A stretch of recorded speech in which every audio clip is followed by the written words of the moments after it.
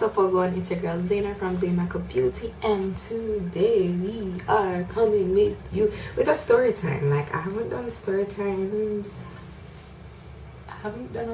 for a very long time. I have one story time up, and you can kind of say that this story time is related to that story time.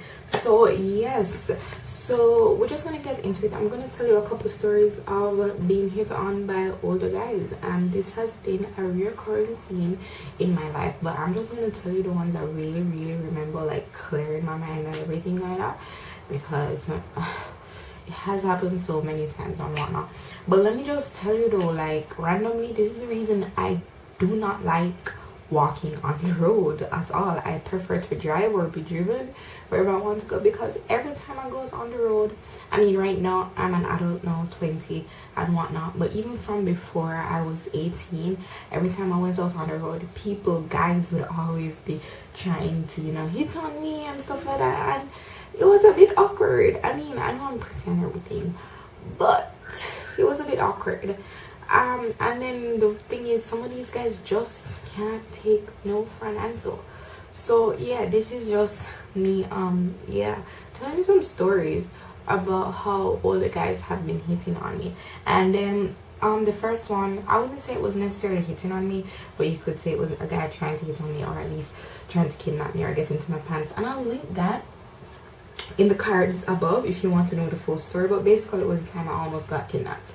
The guy came and pretty much was trying to hit on me. He was trying to, you know, get all sorts of information. I had to pretend to live in someone else's house to get this guy off my back. But yeah, as I said, just look in the cards and you get that full story. So that was the scariest one by far, because I could have not been here, you know, if it wasn't for my smart thinking. And that, I think, happened when I was in like third form, which means I was probably like 13 or 14 at the time. Third form or fourth form, I'm not sure, but I know I wasn't 16 as yet. And the next one happened when I was 15 or 16, and it happened when I stopped at a gas station to buy, when my parents stopped at the gas station, I went inside to buy something. Went to the cashier and everything. It was a male cashier, and you know, my parents raised me to have manners and all of these stuff, so I always tell people good afternoon, good morning, thank you, please. Just so my girl, I'm always mannerly, and I get upset when people don't have manners, really. But that's not a whole other story. But yeah, at the cashier and everything, cashing, and I find this really funny because people always think I'm still in high school when I'm in university now, and yet still I know I still look young, as a matter of fact, but I know for a fact that that time, 15 or 16, you know, I looked young, and I know this guy could tell that I was young. Looking back on pictures, I looked young. So for him to be like, so I had this thing from a very young, well, not young age, from I started high school. My fake name was Amanda. So yes, you guys know my fake name now. So fake name was Amanda. So he asked me my name. The cashier asked me my name, and I said, oh, it's Amanda. Because people actually believe my name was Amanda for real. I remember I have this friend now. We're not, well, right now we see each other, say hey and what up, or what's up and whatever, but we're not that as close as we were when we were younger. And I remember when I remember we had this joke where I was telling everybody my name was Amanda, and that fake name stuck. So I told the guy my name was Amanda, and he started to question me where I'm from and all of these stuff, and I don't quite remember the answers I gave, but what I do remember is this guy asking for my number, and I was like, no. And then he proceeded to give me a receipt, but he's like, oh, give me back also. And then I never really thought anything about it at the time, well, at the moment, in that moment. And he gave me back, he folded the receipt and gave me back. I really and truly did not see what he wrote. I didn't see him writing. So I go into the car and everything, right? And when I go into the car, I open up the receipt because I have this habit of checking receipts and anything dealing with money, because I just, yeah, that's a whole different financial video. But yeah, so I open the receipt, and when I open the receipt, on the back of the receipt is a number. So I found it so funny. So I'm like, yo, daddy, look at this. You understand? And then my dad looked at it, and my dad's like, oh, I'm gonna call him. I don't know if my dad ended up calling him or whatever, but that I think that one stayed in my mind because it was the first time like a guy openly tried to give me his number. Well, sort of, because I didn't really realize that he gave me his number until like after the fact. But yeah, I gave my dad the receipt. He took the receipt. I don't know if he called the guy or not. But yeah, that's one story. And then the next one is when I just started university. I don't quite remember where I was, but like I think I was at Juicy Patty. If you're Jamaican, you know where Juicy Patty is and all of these stuff. So I was at Juicy Patty, and I was in there and I cashed and everything. I find these tend to happen around places where cashiers are around, but the guy wasn't a cashier this time. It was a customer. So I'm in Juicy Patty's, cash and everything, waiting. This guy comes up beside me. So I'm the type of person who, if you start talking to me, yes, I will talk to you. I'm not necessarily antisocial, but I won't go to my way to talk to you unless it's really necessary. You get me? Networking. But yeah, so he starts to talk to me. Decent looking guy. He looks like he was probably 30s or whatever. So he's talking to me, and he says something funny, and I smile, and he's like, oh my gosh, you have a beautiful smile. And I'm like, thank you. And then he's like, your boyfriend must love that smile. So in my mind, I'm trying to figure out if I should say yes, I have a boyfriend, or no, I don't have a boyfriend. Because I mean, at that time I didn't have one, so obviously. But at the same time, because I know that, you know, this whole trick has been used on me already, so I don't really want to say no and then he's going to try and look me, and then or say yes and then he's going to still try and look me. So I'm weighing my options, right? I'm weighing my options. You know, girls have it tough. Oh my gosh. I'm weighing my options. So I told him, well, if I had one, yeah. So he goes and said, a beautiful girl like you don't have a boyfriend, you don't want a man to take care of you, and then that's where the conversation was headed. And in my mind, I'm like, this guy. So anyway, so he's going down and he's saying all kinds of things like, you don't want a man to take care of you, you don't want to, you know, be like a princess. I'm like, oh my gosh, can you stop talking? Can these people hurry up and serve me? Because this conversation might get awkward, knowing me, because I'm just a person.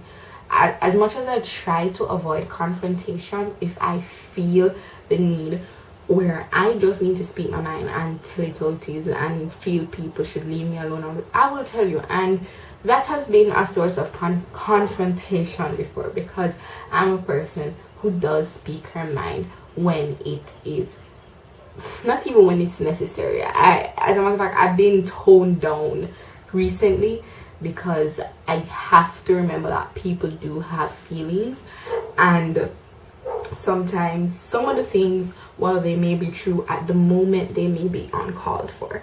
So how did I get out of that situation? I got my food, then he was like, so I can't get your number. I was like, no, and then I walked out. Yes, girls, do not be afraid to say no, because trust me, sometimes it really doesn't pay to go around. Because I remember, this is wasn't even on my list of stories, So this wasn't even on my list of stories, but I remember this other story where this guy was trying to get all forms of, this happened in Linstead one day when I was walking to go buy something again. But I was walking and this guy held onto my hand. So the worst thing you could do to me is either, because I'm a short person, I'm 5'3", I'm not that short, but I'm not tall in no way or form. So the worst thing you could do to me is psst me, hate it, or because I'm short, you know, some people have the habit of putting their elbow on top of my shoulder. No, don't do it. But or like I'm walking and you grab my hand, because automatically, even without me thinking and me knowing that I hate it, automatically once you grab my hand, this other hand, well, depending on which hand, but say it was this hand, this other hand is going straight around to box you. That day though, he grabbed my hand switched. I was like, yo, suppose it's somebody I know, because in Linstead, where the other place where I live, I tend to know a couple, like I tend to see more people there than if I were to be walking on the, more people I know there than if I were to be walking on the road in town where my other house is in Kingston. So grab my hand and basically kind of hold it, you understand, hold it. So when turn around is this vendor, because if you know Lindsay, how Lindsay is set up, and I'll try to insert a picture somewhere so you can get an idea. If you know Lindsay is set up like on the sidewalks where people are supposed to be walking, you have vendors taking up the whole area and whatever. So no, he grabs my hand, I turn around, and he's like, you're beautiful, you know. So I was like, yeah, thanks. Trying to walk off again. I was like, so we can't communicate. So I was like, no. So he's like, do you have a phone, a number I can get so I can message? I was like, no, I don't have a phone. So he's like, you don't have Facebook? I was like, I don't use Facebook, I don't use social media. So how am I going to talk to you? Well, I guess you're just not gonna get to talk to me. And then that's how I said what I said. And so he's like, oh, beautiful, go on, Empress. So I walked off. So that wasn't even supposed to be a story, but yeah, that's what happened.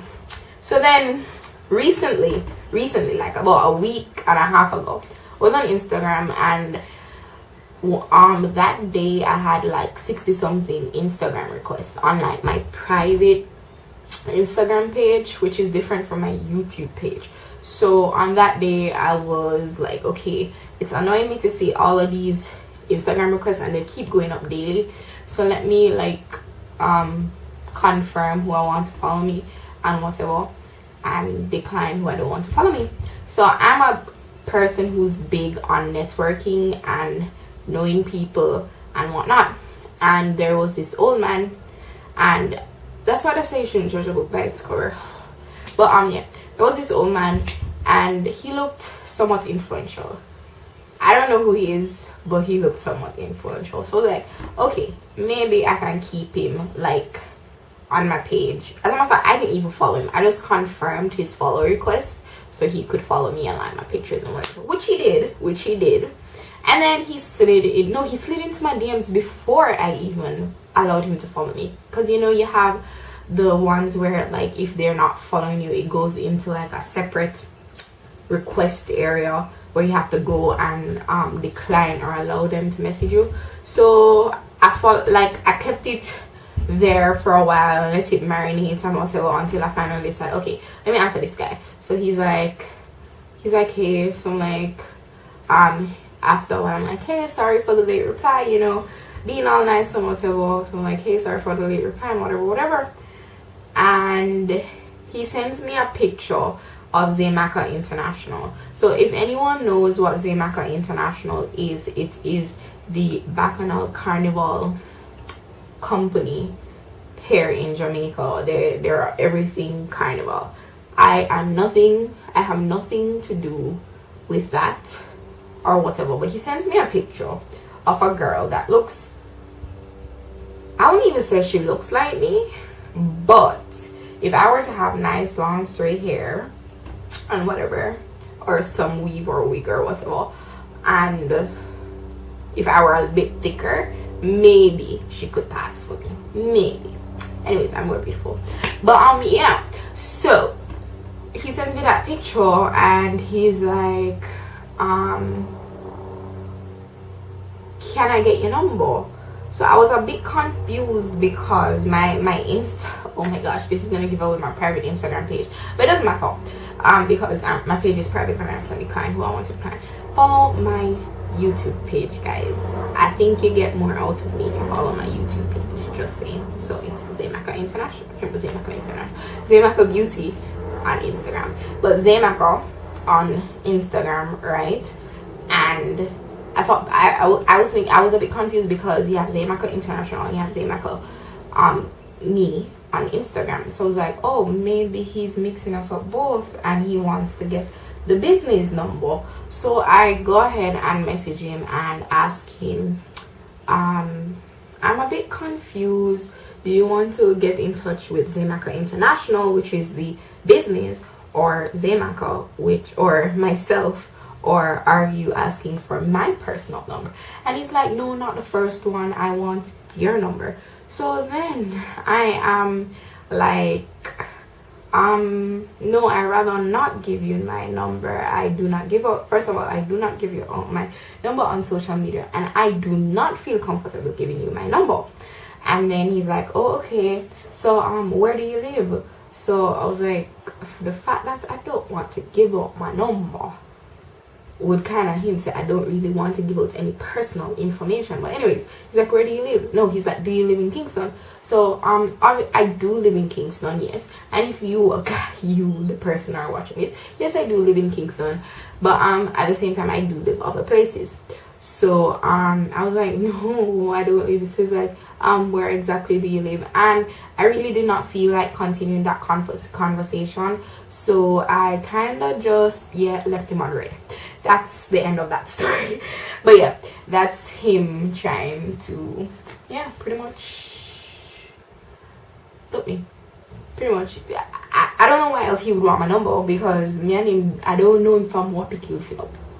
I don't know him. I don't know who he is.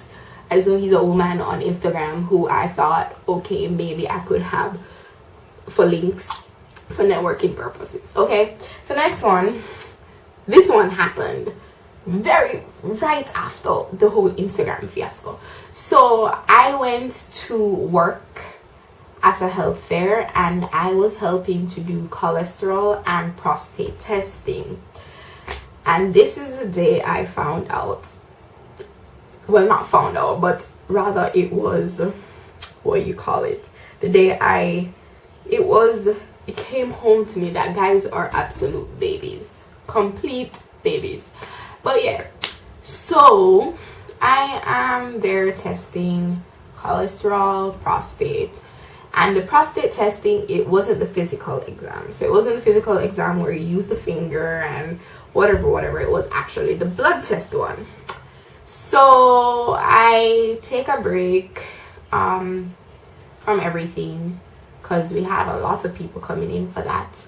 And I take a break and I go outside and I went on all, this is what you call idleness. I went on all the scales in the building and weighed myself, even though all of them told me I weighed the same thing. And then when I came back now, I was instead of like doing the whole testing, I was just there trying to get the, what you call it, clients, the patients in. That's what I was doing after. Because I don't like doing the same tasks over and over again. They get very tedious. So I get bored easily. So now I am there and this guy, granted, I realized that a lot of the guys were like, you know, they were pretty cool and whatever. And this guy, he made a joke about the whole prostate thing. He's like, I'm glad I'm not this, but then again, I feel like I go ball and whatever. So that was hilarious. And then his friend made another joke, and then the friend, I smiled, because I mean, it was hilarious, I'm not gonna lie. I smiled. He's like, he turns to me and like, geez, I smile pretty. So I was like, thank you. He's like, oh my gosh, this empress smile pretty. whatever. So the guy who first made the joke goes in, and he's in there doing his thing, and the friend now is there, and he just starts to, it's like almost like a similar situation where he was like, any guy will have you must love off that smile day, and I hope he might take care of you, and if he not take care of you, we can take care of you, and blah blah blah, this that, and then he's like, so we can go all the time, whatever, and I'm like, oh my gosh, and I'm like, no. And I mean, this wasn't too awkward, because at the same time he kind of did it in a joking way, sort of. So while I feel like he was serious, he kind of played it off with jokes. So anyways, so he's there giving me Trent lyrics me and all of them things there, and he goes in next, and then so when he goes in, I go into the lab, because we did the whole thing in a lab, you know, because you have to be sterile and all of this stuff. So go into the lab, and when I go into the lab now, it was the funniest thing ever, because when she put in the needle, oh my gosh, the amount of bad work come out time out, like it was, and then it was almost as if he wanted to cry. So she takes the blood and whatnot, and done with him, and he's going out now, and then he's like, so you're really not going to give me a number? And all I did was laugh, because like I don't know, these guys so brazen. But I mean, there's nothing wrong with trying, right? But like it's not necessarily that they're trying, it's more the fact that they're old guys. You can tell they're like 30s, 40s. I've had probably guys in their 50s look me, and it's just been awkward. And I mean, they say age is just a number, but I don't think I want a sugar or a Splendor daddy. I don't think I do, not at all. I will stick to, you know, within my age range between 20 to 25, you know, whatever it is. Yeah, I really don't want a sugar or Splendor daddy at this moment. I've never really seen myself as a person who wants a and even funny enough, some of them can't even be Splendor daddies. They just can be, you know, they're just there. They don't have nothing going for them. But yes, this is my story time on me being hit on by older men. Very awkward situations, very, you know, situations where I've had to be like, leave me alone, you know. And as I said, go check out the time where I almost got kidnapped. That one was the scariest one ever. I mean, I've had so many experiences.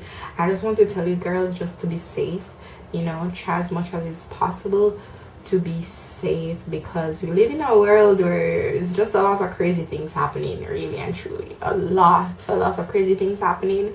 If you don't have to walk, you know, as much as is possible, get rides with people you know, or, you know, with reputable cab companies and whatever. I don't even want to take these public transportation. I haven't taken public transportation in a while. I've taken cabs like Mortec and Express and whatever. If you're in Jamaica, you know what I'm talking about. I don't take public transportation. I really fear for my safety, which is, as much as I love living in Jamaica, it's something that we do have to address as not only women, but as individuals in the whole society, you know. So yes guys, thanks for watching. Remember to like and subscribe, thumbs up, and if you want more story times about, you know, anything, just let me know. I probably do have a couple more experiences and stories to tell you. But yeah, let me know how this story time was, and let me know if you want more story times. Thanks for watching. Did I forget to say anything? My love or no?